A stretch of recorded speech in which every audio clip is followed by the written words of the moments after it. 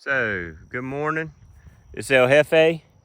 Told you we were going to kind of go over field number 2, so you kind of have a little bit of a layout on what I'm trying to do here. If you want to know something that's really awesome, that's proximity to my house. So, I don't know, 125 yards, 150 yards. I'm at my dove field. This is what I call field number 2. It runs right along my rock driveway, and I'll go over the benefits of that in another tidbit to come. But here we are. This field's got a good grade on it. You can see the hot wire fence. It grades down to our canal, which is located here, and that 5 inches of rain that we got comes through here. It flooded into my sunflower field. You can see the corn stalks and stuff that came out of the field from last year. You can see the corn stalks where the water receded and left them in place. So this is a wet corner. You notice there's nothing in the ground right there, rightfully so. It gets swamped and covered up, and that ground, when it dries, gets as hard as a rock. But field number 2, you can see here, as far as row spacing is, in the ballpark of 25 to 30 inch rows. Field was sprayed the same. The field was cultivated with a rototiller, Roundup prior to that. Let me just kind of go back at the beginning.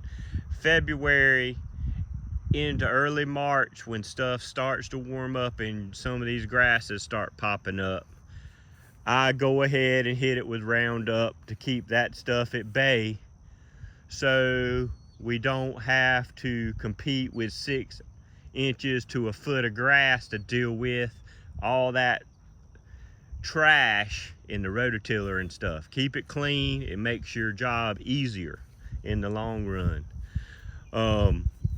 So Roundup, then we rototilled right there at the beginning of April. Fertilized in the ballpark of about 400 pounds to the acre of 15015. Rototilled and again one last time for prep for my planters. I plant with International 295 2-row planter. Don't have a sunflower seed plate for it. I'm using a corn plate that is similar or close enough to the right size. It was a 16 cell plate. It drops way too much seed, so I'm starting to play with it. If you'll notice in the 2 rows, you've got rows where it drops a lot of seed and the stems are real close together, and then you got the other row where I got a little better spacing. When planting sunflowers, you can broadcast, absolutely, or you can row plant or drill. But in my area, what I have found is that we get thunderstorms. We get some high winds from time to time. And if your spacing on those sunflowers is so tight, what you end up through competition is really tall sunflowers with not a whole lot of stalk on them. So their stem is so small, and when the plant gets tall and gets that head on it, it becomes unbalanced, and you get a 30-40 mile an hour gust in a thunderstorm and your sunflowers are laying over, and that becomes a problem. So toying with it, and then it's a good example right here. You see in the rows here, you can see where my plate's still dropping a little too much seed, but if you look at seed, I got some spacing on average in some spots of 6 or 8 inches per plant, and it's tight in others. So this is a work in progress. But what I have found through my father-in-law, what I could do is I can take a 16 cell plate and I can take and make a little cast for it and use Bondo, and I can actually lower the number of seed drops. So when I planted some of these rows, I planted with only 8 drops, but it's still, each drop is still dropping too many seeds. So my next step and the next thing to try is to maybe try to size each little slot in the plate to where it's a more uniform size for the sunflower seed, so I can not only get my spacing, but I can also get it where it'll drop maybe 1 or 2 seeds and not 4. So this section of field here is an issue. It's always been an issue, but it's definitely an issue this year, and it's been compounded by heavy rain. A week ago, we had 5 inches of rain, and it's really, these sunflowers right in here are struggling. Now I have thrown extra fertilizer to them. I've thrown lime to them. But the truth be told, I kept procrastinating on this every year, and this field of the 2 is the one that has the biggest problem. After this season, I need to do a soil test in this area and compare it to the other side of the field and the top and the bottom, because the top and the bottom, you can tell, have really nice sunflower stands. The middle is a little thin, but then the bottom, of course, that's where all your nutrients going, because it grades to that canal. You get a rain and it's leaching all those nutrients down towards the bottom, and it's reflective of the size of the sunflowers for sure. So something that I haven't done in 25 years, I've kind of said, well, the more fertilizer you put out there, the nicer your field's gonna be. That is not the case, I can tell you. And as soon as I get off my hind end and to take the time, the step that I skip every year that I need to put in my normal procedure is a soil test. Because boys, fertilizer is not cheap. And you get jammed up and you have to try to preserve what you got. So you throw money at it hoping to fix it. And we'll see what happens by the end of the season. But for the most part, a little progress, but not what I'm hoping to see. We'll see in another week or so. But they're at the flowering stage. You can see the heads starting to show again. I showed you, starting to come out. And when those small ones start showing their heads, their vertical growth is going to be slowing up. So I don't know that real light section is going to produce a whole lot this year. It'll be some bare ground, which when you bush hog and all that stuff, you know, it's going to throw seed across it and the doves will love it. But I've definitely lost that portion of that will produce seed, you know, really. But we mentioned weed control. There's some flowering yellow stuff out there. It's some type of wild mustard or something that evidently the herbicide that I planted doesn't. Maybe it was in the seed I used. Can't really tell you, but it pulls out real easy, but it's not affecting the sunflower, so you know, I'll let her roll. But as you see here, this is a nice end of sunflowers, and so this is field 2, about 2 acres. As you see, beans on the south side of the field, and then we have beans on the north side of the field. If you noticed, we even got some doves on the power line already. But you've got some other things that are just great additions to where this field is. You got the power line.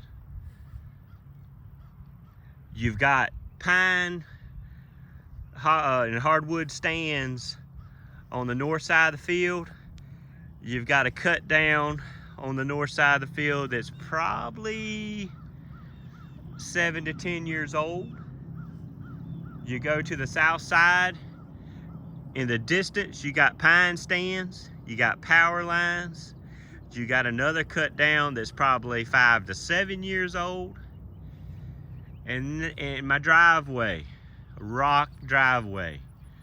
What is the one thing that all doves, I'm assuming all birds, but I know doves especially, they need the rock driveway or some source of grit, as we call it, for digestion of their foods.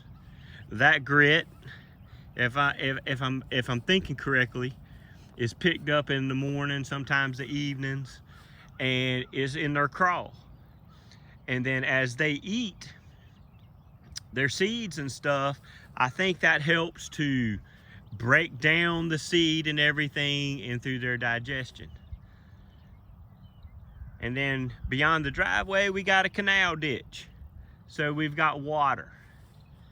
You've got to the west, we got another big pine stand of probably longleaf pines in there as well, and across the street. So this field is strategically turned out to be a great location. And here's field number 1. We looked at it earlier. So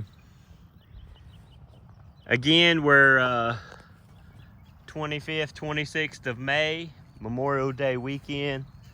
I really want to shout out to all my veterans. You know, you look back to the early 1900s, World War I, World War II, Korean War, you know, Persian Gulf, Desert Storm, Afghanistan, Iran, Iraq.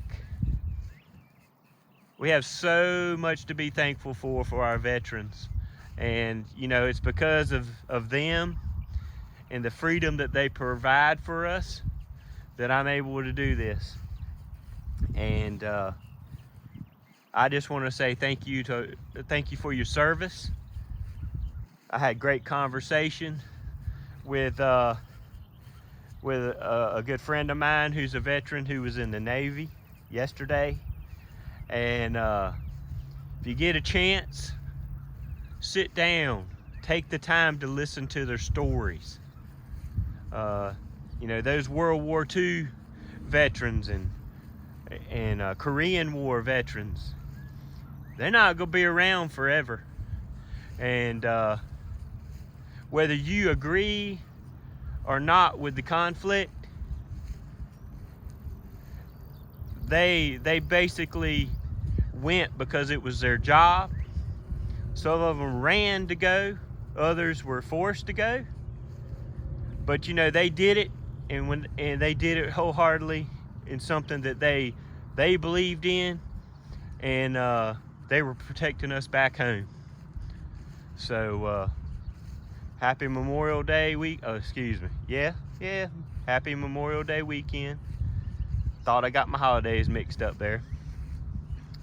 But while you're out enjoying what not only God has given us, but we need to remember what our veterans and our current military men and women that are serving, what they're providing for us here. Again, thank you for your service. So it's El Jefe, a little longer video, a few tidbits in there. Mr. Bluebird kind of hanging out with me out here. But a little disappointed here, as you can see, but it'll fill in a little bit. But all in all, man, the weed control is just, man, it is great. You can tell where I stop spraying, or where some of these clippings and stuff are getting blown in when you mow, and you'll get a little bit along the edges. But man, I'm looking forward to see this field in bloom in about a month, a little less, and I'll keep you updated. Anything comes up, things change, we'll expose you to it and see what you think. So you look right there, you see that head coming? Little multiple heads, you can see them along the stem there. And that's, let me just throw that out there too. So you'll get some deer in there from time to time in the field. They'll bust in, or before you get everything fenced in, they're nibbling on them. So the cool thing about a sunflower plant, once it gets up out of the ground and has 3 or 4 rings of leaves on it, even if a deer was to come in and munch that head right there off, let me tell you the cool thing that's going to happen. The apex of that plant is gone. Oh man, that's terrible. No, that plant having no apex is going to send out multiple heads. In this stage of the plant, if it was to lose its top, it would send out multiple heads. And instead of having a sunflower plant with one sunflower, you're gonna have a sunflower plant with 4 or 5 heads. They're not gonna be as big, different shapes, you know, and everything, but more seed.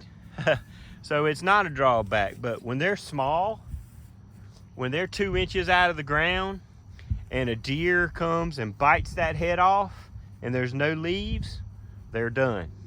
They've got no way to revamp themselves with nutrients and through the making of chlorophyll through the sunlight with the leaves.